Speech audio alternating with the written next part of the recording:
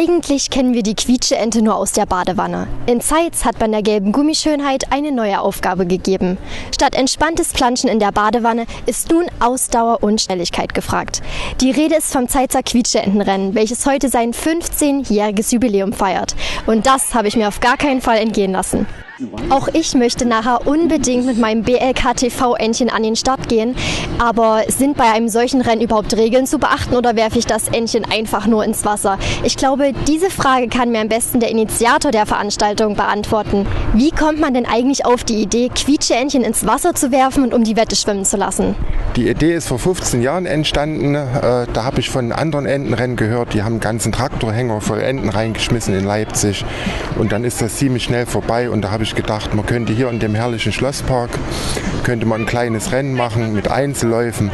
Zum Schluss gibt es einen Finallauf mit den Entenstechen. Die Enten überleben aber, werden alle geborgen und dann wird der Entenkönig oder die Entenkönigin gekürt. Welche Regeln muss ich denn als Teilnehmerin beachten, um nicht disqualifiziert zu werden? Also zugelassen sind Quietscheenten. Aber nun gibt es ja auch Badetiere, ne? Die quietschen nicht, aber sehen gleich aus. Die sind auch zugelassen. Nicht zugelassen sind motorisierte Enten, irgendwie lebende Enten, weil wir müssen den Enten eine Nummer geben. Das ist eine alte Ente vom Haus der Jugend, die hatte Nummer 42. Und wir hatten letztes Jahr bis Nummer 116. So viele Starter waren dabei. Dieses Jahr habe ich so 90 Anmeldungen, denke aber, dass es auch über 100 Teilnehmer wären, da ja noch in der Zeitung viel stand. Na. Der Wettbewerb findet ja jetzt schon seit einigen Jahren statt. Ist schon mal etwas Kurioses passiert, also so die dunklen Geschichten wie Doping, Entführung? Ja, wir haben immer frühzeitig darauf hingewiesen, dass Enten nicht mit Helium befüllt werden dürfen. Das sind ja leichter, ne, und haben da nicht so viel Reibungswiderstand, dass man auch kein Seil dran macht und heimlich dran zieht. Aber es ist noch niemand reingefallen und so einen richtigen Dopingfall hatten wir noch nicht. Dieses Jahr ist ja das 15-jährige Jubiläum. Ist da etwas Besonderes geplant? Ja, wir haben Unterstützung dieses Jahr. Sonst ist das hier am Spielplatz Kleine Baumeister im Schlosspark Zeitz. Und dieses Jahr haben wir das Spielmobil aus Naumburg, vom Kinderfreizeittreff Naumburg dabei, mit extra Spielangeboten. Wir werden vom Kreativitätszentrum Zeitz unterstützt mit einem Bastelangebot. Und da ist das ein kleines Rahmenprogramm als Ferienangebot. Die letzten Schritte, ich bin schon ganz aufgeregt. Fühlen sich in der Lage, an diesem Rennen teilzunehmen? Kinder, alle Enten fühlen sich in der Lage, an dem Rennen teilzunehmen? Ja. Okay.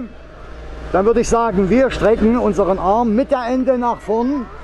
Arm nach vorne strecken. Und ich zähle bis 3 und gebe den Startschuss. 1, 2, 3 und sie schwimmen. Also es sieht schon mal sehr gut aus. Ich würde sagen Durchschnittsalter ungefähr 6, also keine Konkurrenz.